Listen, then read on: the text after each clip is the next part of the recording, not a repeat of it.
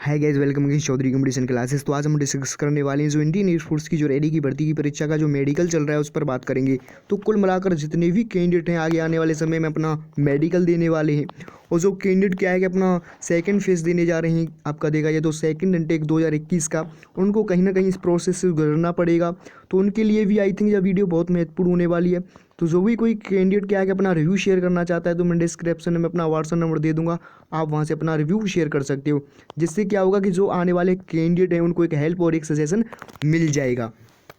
तो आज बात करेंगे कुल मिलाकर कितने कैंडिडेट को मेडिकल में रीमेडिकल मिल चुका है, आपका देखा जाए तो कितने को ग्रीन कार्ड मिल चुका है, और जिनका जो रीमेडिकल है किस डेट को इनका रीमेडिकल होना है। तो आप यहाँ से देख पाएंगे जो पहले से ही टेस्ट में थे मेरे।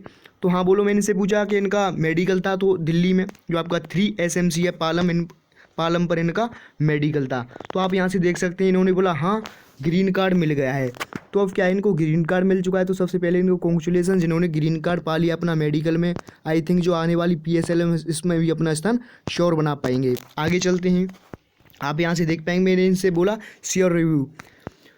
तो आप यहाँ से देख सकते हैं 45 की रिपोर्टिंग थी, 42 प्रेजेंट थे। तो कुल मिलाकर क्या था कि 45 की रिपोर्टिंग थी और उसमें से 3 ऐसे कैंडिडेट रहे थे जो कि एब्सेंट रहे थे, जबकि 42 कैंडिडेट प्रेजेंट थे उस दिन। 6:30 पर रिपोर्टिंग हो गई थी। तो जैसा कि आपको जो मेडिकल कार्ड मिलता है उस पर भी आपकी डेट और टाइम दोनों मेंशन किए गए होते हैं कि आपको इस डेट पर और इस टाइम पर प्रेजेंट करना होता है। तो आपका जो टाइम है सेम ही रहता है, देखा जाए तो 6:30 बजे ही रहता है। 3 ग्रुपों में डिवाइड कर दिया, तो 42 थे और 42 को 3 ग्रुपों में उन्होंने डिवाइड कर दिया था। हमारे ग्रुप का ब्लड और यूरिन टेस्ट हुआ।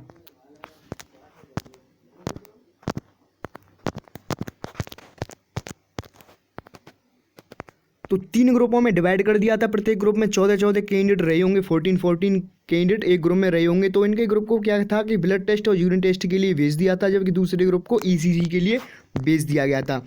तीसरा ग्रुप था, तीसरे को चेस्ट एक्सरे के लिए भेज दिया गया था। जैसा कि आपको पता है इंडियन एयरफोर्स में केवल जो मेडिकल प्रोसेस होता है उसमें ही आपका देखा जाए तो कहीं ना कहीं चेस्ट एक्सरे और ECG लिया जाता है, ना आपका नेवी में लिया जाता है और ना ही आर्मी के मेडिकल में आपका चेस्ट एक्सरे और आपका देखा जाए तो ECG लिया जाता है। तो इसमें ये देखा जाए तो कहीं ना कहीं एक्सेस पॉइंट हैं जो चेक किए जाते हैं। तो फिर हमारे ग्रुप का ECG हुआ। तो इनका जो ग्रुप था, इनका पहले ब्लड और यूरिन टेस्ट हो चुका था, इसके पश्चात इनके ग्रुप का ECG चेक हुआ। वैसे मेडिकल स्टाफ बहुत सपोर्टिव था, इन्होंने बोला है कि मेडिकल जो स्टाफ था बहुत ही सपोर्टिव था। देखिए बहुत सपोर्टिव होते हैं, वो खुद चाहते हैं खुद से ही किसी कैंडिडेट को परेशान ना करें। इसका यदि मेडिकल पॉइंट है तभी आपका मेडिकल पॉइंट देंगे, यदि आपका माइनर पॉइंट है तो फिर से वो आपका 2 से 3 बार भी वो चेक करेंगे और खुद से चाहेंगे कि यहाँ ही इसका पॉइंट क्लियर हो जाए।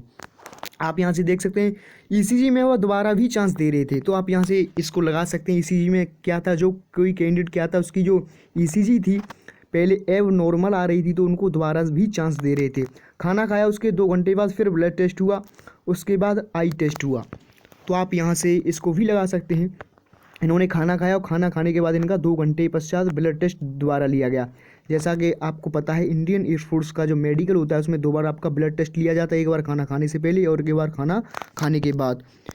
उसके बाद आई टेस्ट हुआ। तो इसके पश्चात क्या था कि इनका आई टेस्ट हुआ, आई में कलर विजन रीडिंग करा के देख रहे थे। तो आपका आई चेक हुई और आई आपका पता है 3 से 4 प्रोसेस तरीके से चेक की जाती है। इसमें आपको सबसे पहले कलर विजन चेक किया गया रीडिंग करा के। इसमें क्या होता है, आपको एक किताब होती है उसमें किस तरीके से आपका देखा जाए तो कहीं ना कहीं सर्किल होते हैं अलग अलग कलर के, और उसमें आपको डिफरेंट कलर के जब कहीं ना कहीं कलर होते हैं तो उसमें आपका एक अक्षर भी मेंशन किया गया होता है, आपका 5 इस तरीके से आपको वहाँ अक्षर पहचानने होते हैं, आपको वर्ड बताने पड़ते हैं। और कोई ना कोई इस तरीके से होता है, आपको एक सर्किल होती है, इस तरीके से टेढ़ी मेढ़ी लाइन होती हैं।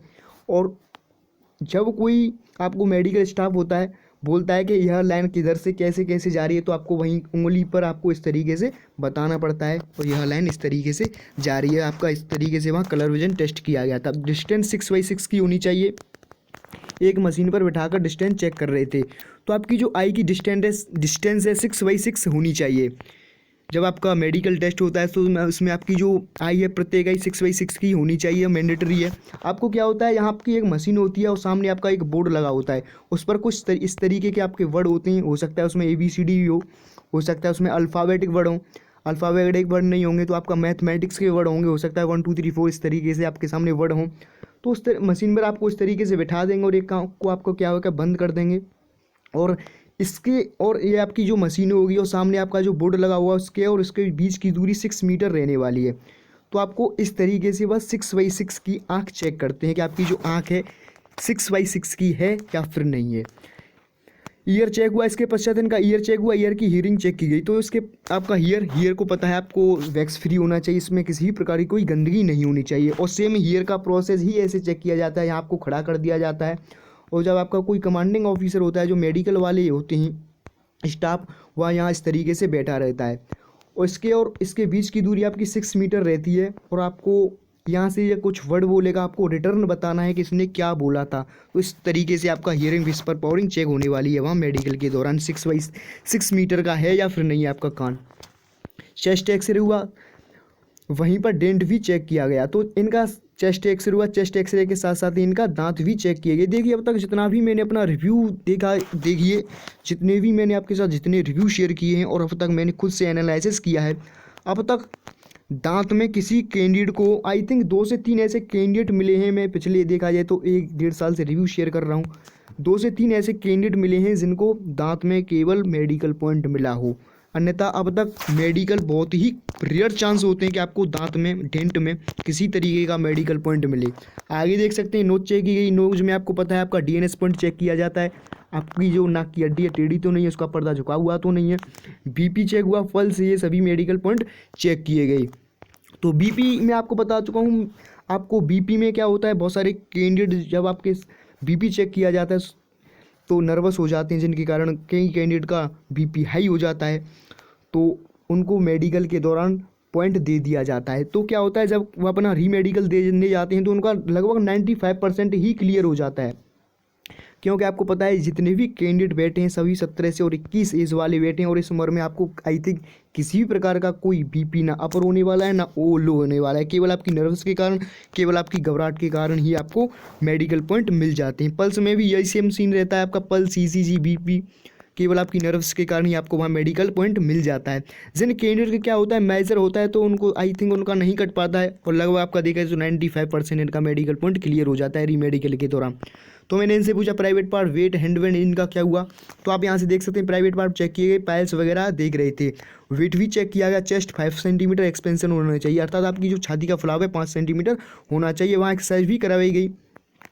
फिर उसके बाद आपका हैंडवेंड, हाथ, फ्लैट फीट, ये सभी मेडिकल पॉइंट वहाँ चेक किए गए थे। देखिए जब आपका देखा जाए तो कहीं ना कहीं आपका फ्लैट फीट, हैंडवेंड, स्वीट पॉम, ये सभी पॉइंट चेक किए जाते हैं। तो उससे पहले आपका कुछ एक्सरसाइज भी कराई जाती हैं, जिससे कि आपको क्या होता है जिन कैंडिडेट के कुछ प्रॉब्लम होती है हड्डी में, कट की आवाज़ भी आती है बहुत सारे कैंडिडेट के पैरों से, तो उनको पता लग जाए। और उसके दौरान ही आपका फ्लैट फीट भी ये चेक कर लेते हैं। मैंने इनसे पूछा स्वीट पॉम, तो उन्होंने बोला हाँ हाथ का पसीना भी चेक किया गया था। तो मैंने इनसे पूछा कुल मिलाकर आपको वहाँ कितने दिन का समय लग रहा है। 1 दिन में हो गया।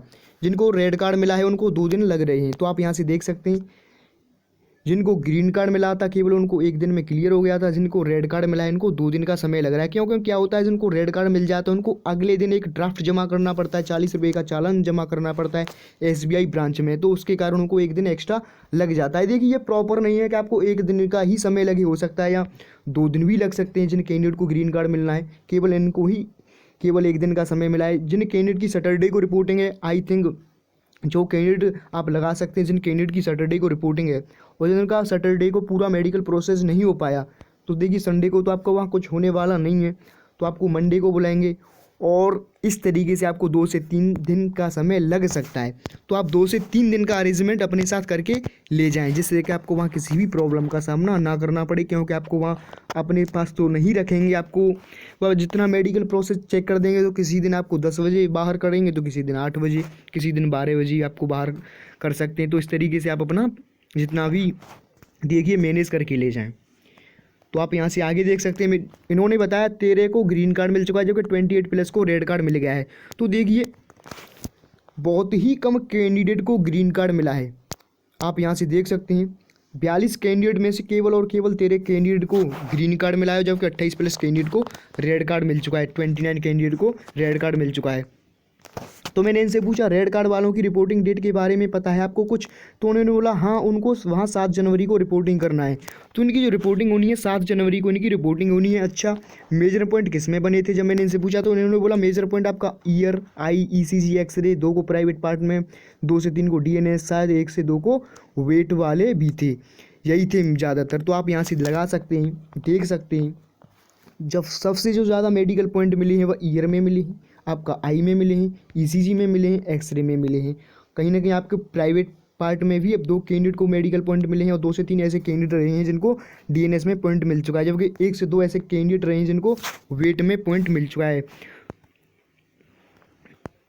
तो यही था आपको बताने के लिए, और जैसे ही कोई रिव्यू मिलेगा मैं तुरंत ही आपके साथ उसको भी शेयर करूँगा। तो आपको पता है इनकी जो बहुत सारे कैंडिडेट की मांग थी कि इनकी डेट बताइए, इनका जो री मेडिकल होना है किस डेट को होना है। तो री मेडिकल आपके 5 से 6 जनवरी से प्रारंभ हो जाएंगे, और इन जिन कैंडिडेट का जो रिपोर्टिंग है इनको री मेडिकल देना है उनको 7 जनवरी को इनको रिपोर्टिंग करना है। 23 तारीख का यह रिव्यू था।